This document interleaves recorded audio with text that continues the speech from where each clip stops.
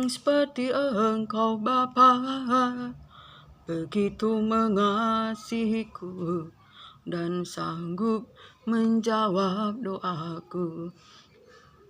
Di dalam kasih-Mu, dalam rencana-Mu, kasih cinta-Mu selalu bersamaku. Aku percaya kasih-Mu nyata, takkan ku takut karena Kau selalu ada. Aku percaya kasih-Mu nyata, seperti Bapa yang sayang anaknya.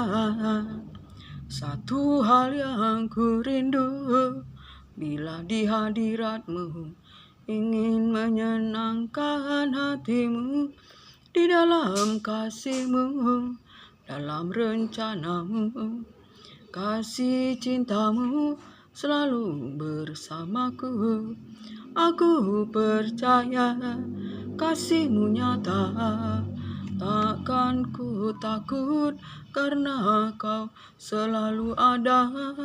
Aku percaya kasih-Mu nyata, seperti Bapa yang sayang anaknya. Haleluya. Bapa setia, Maha mulia, Maha kuasa, bahwasanya kasih dan setianya untuk selama-lamanya. Haleluya. Shalom. Selamat pagi saudara-saudaraku yang terkasih di dalam Yesus Kristus Tuhan, dimanapun berada. Terpuji-pujilah Bapa Yahweh, Yeshua Hamashiach Elohim, firman yang hidup, yang menopang segala makhluk. Jika kita boleh hidup, bernapas, menikmati kasih, anugerah, berkat Tuhan, semua oleh karena kuasa kasih firman-Nya, bukan oleh karena kuat atau gagah kita.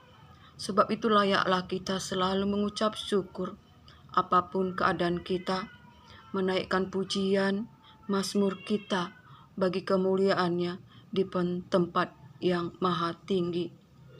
Sebab saudara terkasih, tanpa kasih Allah, tanpa cinta Allah, saudara terkasih, kita tidak dapat berbuat apa-apa.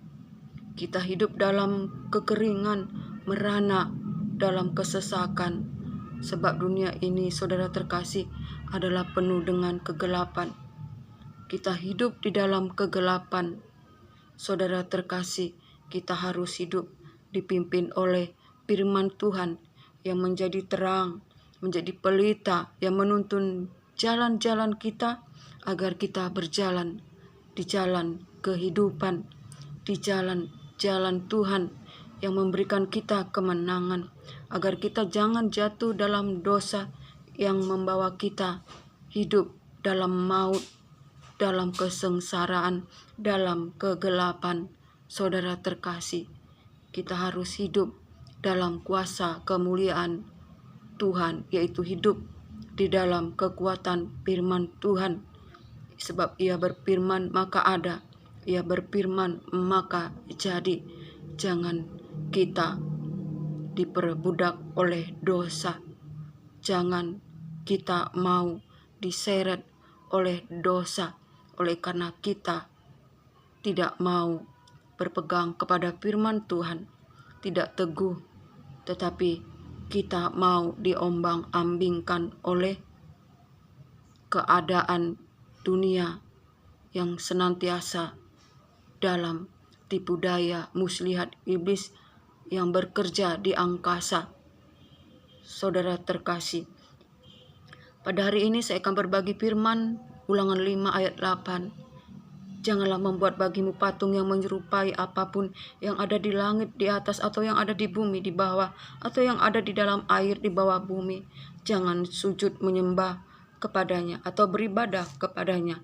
Sebab aku Tuhan Allahmu adalah Allah yang cemburu, yang membalaskan kesalahan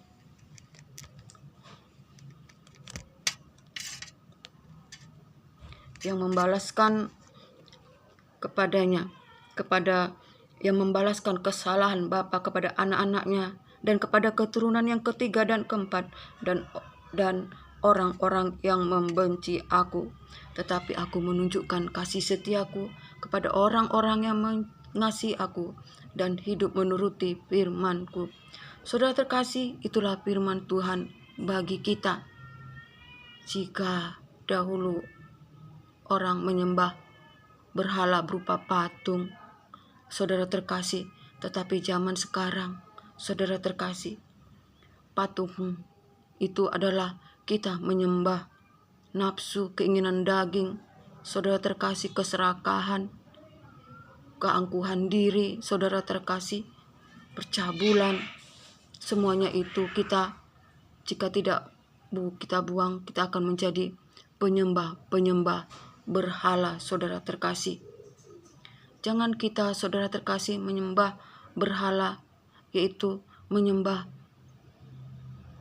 dosa kita, yaitu keserakahan, nafsu cabul, percabulan, kepentingan diri sendiri, saudara terkasih.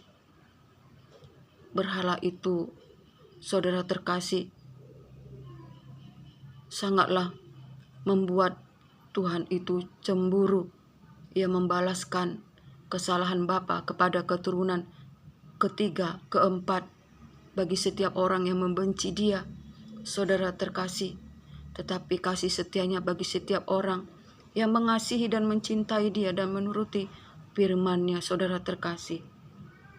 Bagi kita di akhir zaman ini, hidup dalam kegelapan malam, banyak kita tertipu. Kita kira jalan lurus, padahal menuju maut. Kita buta dan tuli dan telanjang tanpa firman Tuhan. Kita tertipu, saudara terkasih. Sering jika kita hidup dalam kegelapan, kita memuaskan hawa nafsu kita, hidup dalam percabulan, keinginan daging, keinginan mata, hidup dalam kenajisan, perselingkuhan, saudara terkasih, yang mendatangkan murka Allah bagi setiap orang yang membenci Dia. Dan murka Allah itu dibalaskan pada keturunan kita yang keempat, yang ketiga, saudara terkasih. Betapa sangatlah kita harus menjaga hidup kita agar kita sebagai anak-anak Tuhan mewariskan bagi anak cucu kita, yaitu iman, saudara terkasih.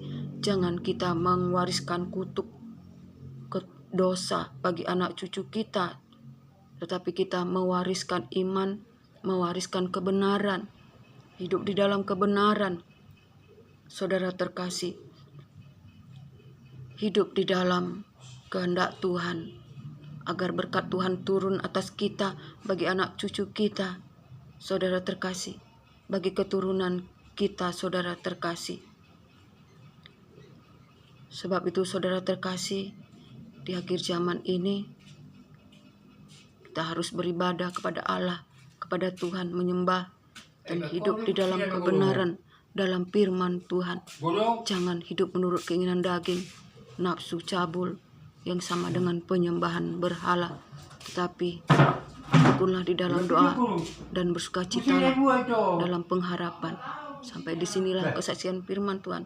Dan biarlah damai sejahtera Allah yang melampaui akal pikiran, itulah memerintah di hati dan pikiran kita. Sampai disinilah firman Tuhan. Shalom.